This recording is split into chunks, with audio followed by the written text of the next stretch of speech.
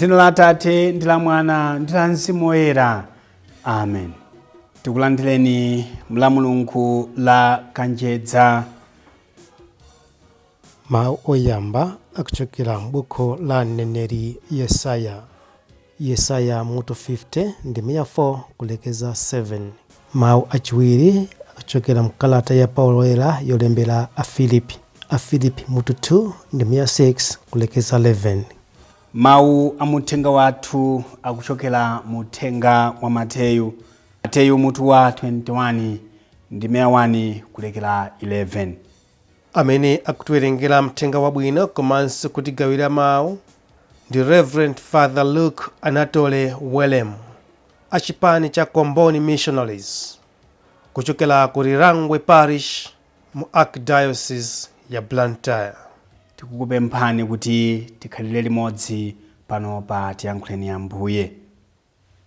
Ambuye akhale nanu. Mawu amuthenga wabwino monga adalembera Mateyu Woyera. Ulemu kwa inu Ambuye. Mateyu mutu wa 21 ndi 1 kulekera 11.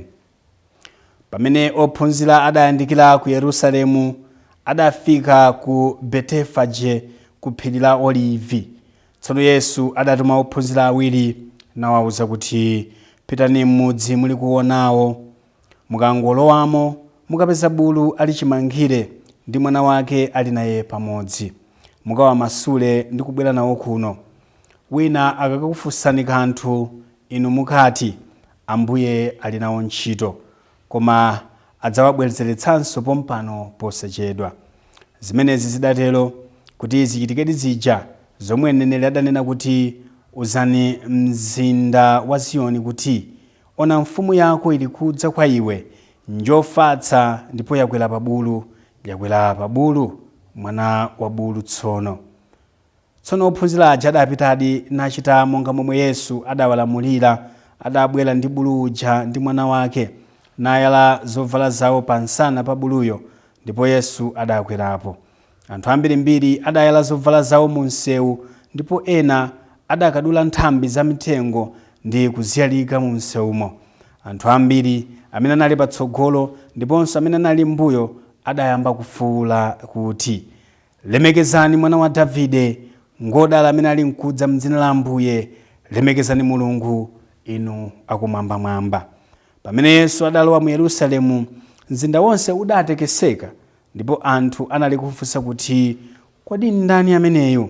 Anthu ambirimbiri aja adayankha kuti, ameneyu ndiye mneneri Yesu ochokera ku Nazareti m'mudzi wa Galileya. Umenewu ndiwo uthenga wa Ambuye. Ulemu kwa inu Ambuye Yesu Khristu. Abale anga okondeka mwa Ambuye, uthenga umene tawerengawu ndi uthenga waufupi kutengera mwambo wa lero wa tsiku la Kanjedza.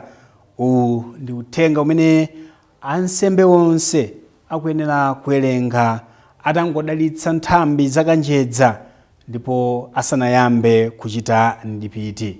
Pamene mkati mwa misa ya tsiku la lero mukhale uthenga uja wautali umene leroli ife sitinakutenge.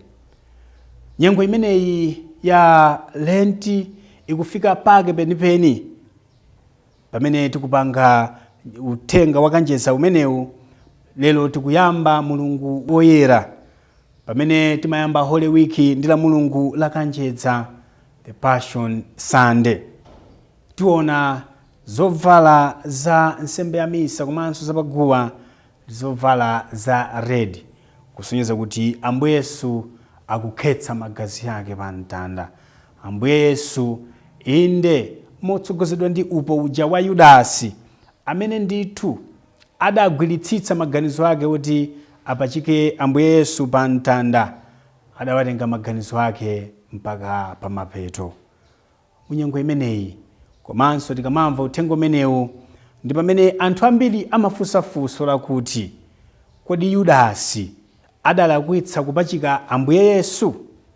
Anthu amafunsafunso limeneli chifukwa ati monga mmene zidalembedwera, malemba adanena kuti mmodzi mwa inu adzandipachika. anthu amene amafunsafunso lakuti Yudasi sadalakwitse chifukwa kudalembedwa amatero kuti chikhala Yudasi sadapachika Ambuye Yesu, bwezi pano malemba ataoneka ngati abodza.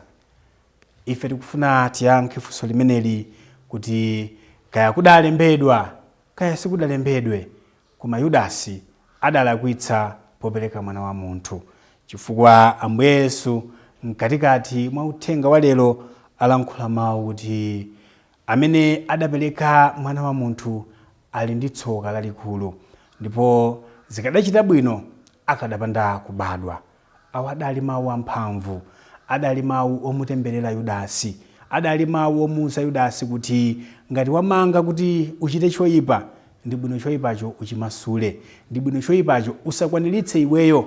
Si bwino kuchita chinthu choyipa m'dzina la Mulungu, si bwino kukwaniritsa ntchito za Satana pobisala pa dzina la Mulungu kapena pobisala pa dzina la malemba oyera. Abale anga okondeka mwa Ambuye, monga Yudasi kapenanso monga anthu ena amene amamwekera kumbuyo Yudasi, pakachitika chinthu choyipa anthu ambiri amati kudalembedwa. Pakachitika chinthu chosakhala bwino anthu amati kunalembedwa. Koma Mulungu sangalembe zinthu zoyipa kuti zichitike. Chilichonse chimene chimachitika choyipa ndi mphamvu ya Satana. Ambuyetu adabwera kudzatipatsa moyo, ndipo kuti tikhale ndi moyo wambiri, moyo wathunthu. John chapter 10 verse 10, I have come that I may give you life and this life in abundance.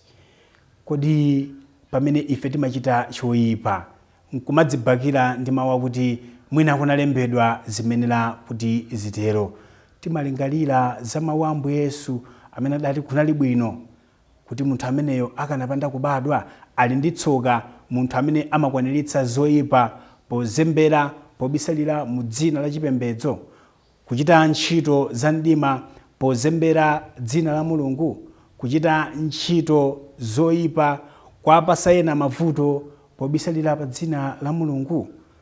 Choyipa chidzachitike inde, koma tisakhale ifeyo okwaniritsa zoyipazo. Kukadakhala bwino kuti Yudasi asakwaniritse iyeyo.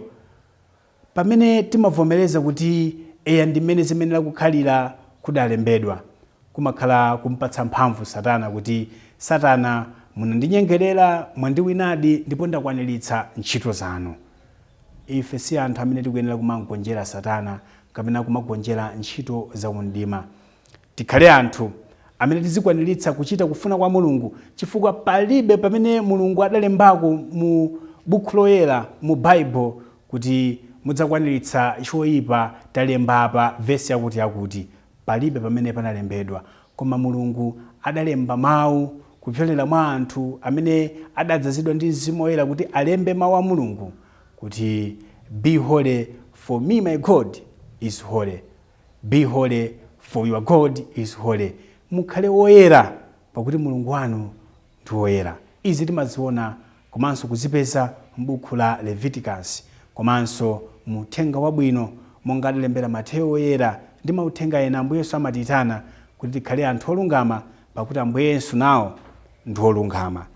Ifetu mu nyengo imeneyi, mu wiki yoyera imeneyi, mu mulungu woyera umenewu, tikuyitanidwa kuchita zinthu zolungama, osati tikhale ngati Yudasi amene tchimo wachita kulikhalira pansi ndi kukwaniritsa zakuti mu nthawi yakuti popanda kubwenza nthumansi. Bwanji timpemphe Mulungu pamene tikuyamba mulungu woyera, tikhale anthu amene tidzibwenza nthumansi athu. Ngati tazindikira kuti chimene tikufuna tichitecho, chimene tachatiracho ndi choyipa, tiyeni tizikhala anthu obwenza nthumansi. Sikuti tioneka opepera, koma tioneka anthu olimba, chifukwa kuti mphamvu zakuyera, mphamvu za Mulungu zili mwa ife. Mphamvu za Mzimu Woyera zikutibwenza koyipako, mphamvu za Mzimu Woyera zizitibwenza kwa Satana, kudzenje, kuchiphedu, kundima. Abale anga okondeka mwa Ambuye, Yesu akukwera pa bulu, anthu akuyala nthambi m'misewu, anthu akuyala nsalu zawo m'misewu, akumutama Hosana, Hosana mwana wa Davide. Akuyimba ngati zabwinobwino, akuyimba ngati adzakhala naye mbali yake nthawi ya zovuta. Koma chikhamu cha anthu chomwechi chidzafulanso kuti sitikufuna iyeyo yayi, ife tikufuna Barabasi. Anthu omwewa amene amafula, anthu amene amamchemerera, anadzawapatsa mpata kuti kodi mukufuna tikumasulireni mfumu ya Yudayi kapena tikumasulireni Barabasi, akuti poyamba ifeyo si mfumu yathu imeneyi, ife tilibe mfumu ina koma ya ku Roma basi. Komanso ameneyo mpachikeni ife mutimasulire Barabasi. Anasankha chigawenga chimene sichinadyetseko bredi, chigawenga chimene sichinachilitseko ku matenda osiyanasiyana, chigawenga chimene sichinawomboleko musinga za mdima, chigawenga chakoma kuposa Ambuye Yesu pa mtanda. Munthu ndi wovuta, munthu amatembenuka. Amene umuthandize lero, mawa adzakukambira za mabodza, mawa adzakutembenukira. Ambuye Yesu ndiye bwenzi losaona nyengo. Ajeti mati my mazimu, our mazimu is Jesus Christ.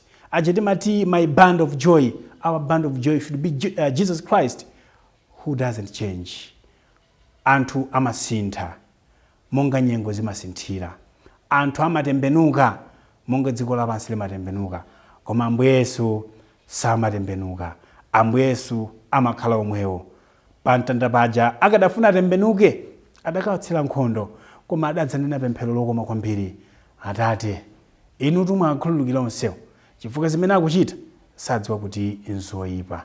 Komanso chigawenga chija akuchilonjeza Yerusalemu wabwino, akuchilonjeza paradizo, kuti iwetu tsopano ukakhala nane mfumu wanga.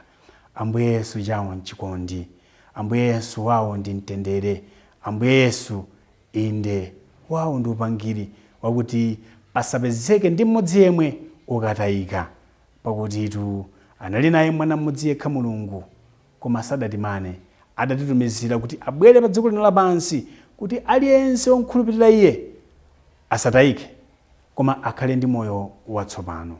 Ndipo pamene adzapachikidwe pa mtanda monga njoka yamkuwa ija muchipululu, adzakokera anthu onse kwa iye, adzakokera anthu onse ofuna kwa iye. Chimenecho chimene chimasiyanitsanso pakati pa ofuna paradizo ndi ofuna jahena. Ambuye Yesu amatipatsa ufulu wosankha. Kodi inu munyengo imeneyi mukusankha ndani? Ine ndi banja langa, adatero Yoswa, tasankha kutumikira Ambuye. Ine ndi banja langa tasankha Ambuye Yesu. Nganganga tili pambuyo pa Yesu, mamuna wa mtanda, amene kuseri kwake adzatipatse chipulumutso. Ambuye atidalitse tonse mu dzina la Atate ndi la Mwana ndi la Mzimu Woyera. Amen.